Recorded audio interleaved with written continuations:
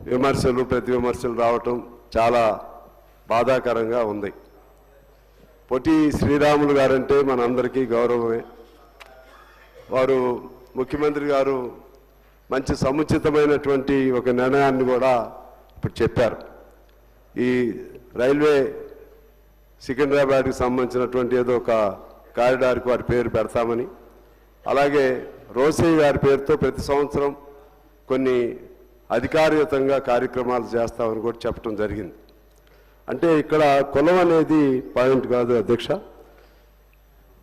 సురవరం ప్రతాప్ రెడ్డి గారు తెలంగాణలోనే ప్రథమ వైతాళికుడు అని చెప్పి అందరూ భారతదేశ యావత్తు అంగీకరించినటువంటిది వాస్తవమా కాదా? సురవరం ప్రతాప్ రెడ్డి గారు మొత్తం తెలంగాణ ప్రజల్లోనే ప్రథమ వైతాళికుడు ఆయన. అదేవిధంగా 1930లో మొట్టమొదటిసారిగా ఆంధ్ర మహాసభ ఏర్పాటైంది. దానికి ఆయన ప్రథమ అధ్యక్షుడు. అది ఎందుకు ఏర్పాటైందంటే ఆ రోజుల్లో మనందరికీ తెలుసు, తెలుగు మాట్లాడే అవకాశం ఉండేది కాదు. ఆంధ్ర మహాసభ ప్రారంభమే తెలుగు భాష మాట్లాడే హక్కు కోసం, దాంతోపాటు వెట్టి చాకరీ రద్దు కొరకు. దాని తర్వాత ఇంకా అనేక అంశాలు జోడీ అయ్యాయి. ఆ ఆంధ్ర మహాసభే అంతిమంగా ఆనాడు హైదరాబాదు రాష్ట్రం సాధించుకోవడానికి, అంటే కేంద్రం మన ఆనాడు భారతదేశంలో విలీనం కావటానికి చేసినటువంటి పోరాటానికి అంకురార్పణ చేసినటువంటి ఆంధ్ర మహాసభ ప్రథమ మహాసభకు సురవరం ప్రతాప్ రెడ్డి గారు అధ్యక్షత వహించారు. అంటే అక్కడి నుంచి మొదలయ్యి ఆనాడు భారతదేశంలో విలీనమైంది. ఆ మధ్యకాలంలో తెలంగాణ సాయుధ పోరాట చరిత్రే ఇవాళ తెలంగాణని నడిపిస్తూ ఉంది. ఆ తెలంగాణ సాయుధ పోరాటానికి బీజాలు వేసింది కూడా ఆ ఆంధ్ర మహాసభ అధ్యక్ష రావినారాయణ రెడ్డి గారు కానీ, బద్దం ఎల్లారెడ్డి గారు కానీ, మొగ్దుం మొహిద్దీన్ గారు కానీ. అక్కడ భాష లేదు, మతం లేదు, అందరూ కలిసి. ఇప్పుడు వేరే ఐలమ్మ గారి పేరు పెట్టారు, ఆమె కమ్యూనిస్ట్ బిడ్డే. అదేవిధంగా దొడ్డి కొమరయ్య కమ్యూనిస్ట్ బిడ్డ.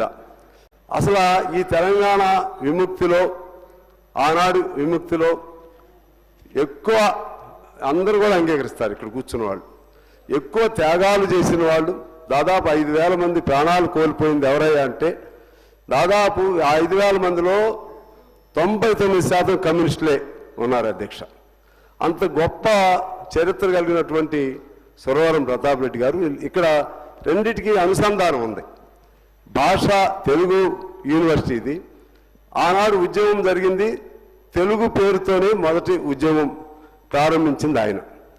అలాగే తెలంగాణలో కవులు లేరు అనేటువంటి అపహాస్యం ఒక ప్రముఖులు చేసినప్పుడు 364 మంది కవులను ఆయన సమీకరించి వారి ఆర్టికల్స్ను 6 నెలల్లో గోల్కొండ పత్రికలో ప్రచురింపజేసి, ఇది తెలంగాణ సత్తా, కవులు లేకపోతే కళాకారులు, సాహిత్యం, దానికి గడ్డ తెలంగాణ అని చెప్పి రుజువు చేసినటువంటి గొప్ప వైతాళికుడు సురవరం ప్రతాప్ రెడ్డి గారు. అందువలన ఇక్కడ దీన్ని దయచేసి నేను ఉస్మానియా పేరు మార్చాలా, లేకపోతే ఇంకోటి మార్చాలా, అటువంటి వాటి జోలికి వెళ్లకుండా పెద్ద మనసుతో అంగీకరించమని అందరూ అంగీకరిస్తే సంతోషం. ఎందుకంటే వారు చక్కగా చెప్పారు ముఖ్యమంత్రి గారు. ఇవాళ ఎన్జీ రంగా గారు చాలా గొప్ప వ్యక్తి. ఆనాడు నెహ్రూ గారితో ధీటుగా ఆ రోజుల్లో భారతదేశ రాజకీయాల్లో ఆయన గొప్ప పేరు ఉండేది. ఆయన పేరుతో ఉన్న వ్యవసాయ యూనివర్సిటీని పేరు మార్చి వాళ్ళు జయశంకర్ పేరు పెట్టారు. మరి ఆనాడు ఈ చర్చ జరగలేదు, కులం పేరుతో జరగలేదు. ఎన్టీఆర్ మనందరికీ తెలిసిన వ్యక్తే, ఆయన పేరు తీసి కాళోజీ పేరు పెట్టారు. కులం పేరుతో చర్చలేం జరగలేదు. ఇవాళ కూడా జరగొద్దని నేను కోరుతున్నాను. ఎందుకనంటే మనకు అందరూ ఒకటే. పొట్టి శ్రీరాములు గారు ఆదర్శవంతులే. వారిని సమున్నతంగా సముచిత రీతిలో గౌరవించే విధంగా వారు పేరు, ఎందుకంటే ఇంకొక లాజికల్గా కూడా ముఖ్యమంత్రి గారు చెప్పారు, ఇదే పేరుతో అక్కడ యూనివర్సిటీలు ఉన్నాయి ఆంధ్రప్రదేశ్లో.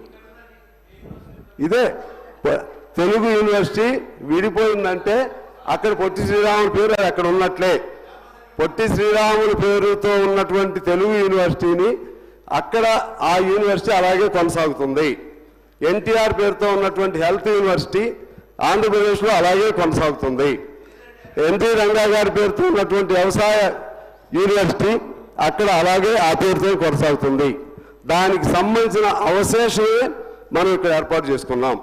అందుకని దానిలో నుంచి చీలిగ్గా వచ్చినటువంటి ఈ భాగానికి మనం పేరు పెట్టుకోవడం జరిగింది.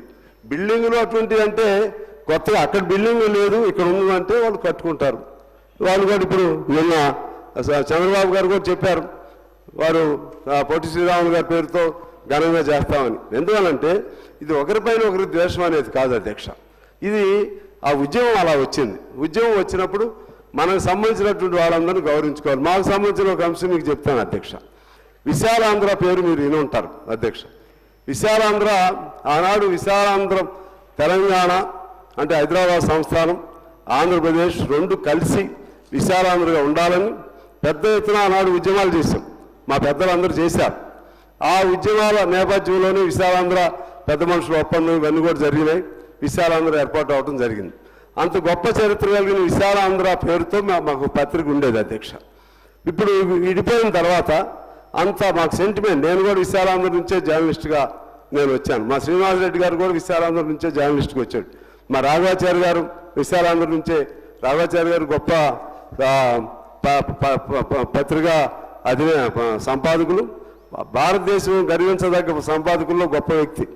ఆ విధంగా వస్తే వారందరూ మా అందరికి కూడా మరి బాధే. కానీ విశాలాంధ్ర పేరు బదులు ప్రజాపక్షం అని పేరు పెట్టుకున్నాం. అలాగే సిపిఎంకు సంబంధించి వాళ్ళకో పత్రిక ఉండేది ప్రజాశక్తి, దాని పేరు నవ తెలంగాణగా మార్చుకోవడం జరిగింది అధ్యక్ష.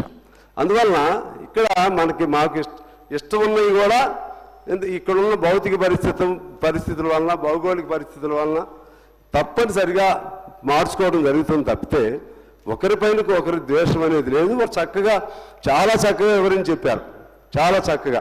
ఆయన ఇప్పుడు అందులో రెడ్లు ఏంటి, లేకపోతే ఇప్పుడు మరి రంగా ఏ కులం, ఎన్టీఆర్ ఏ కులం, మరి జయశంకర్ ఏ కులం, లేకపోతే కొండా లక్ష్మణ్ బాపూజీ ఏ కులం, ఇవన్నీ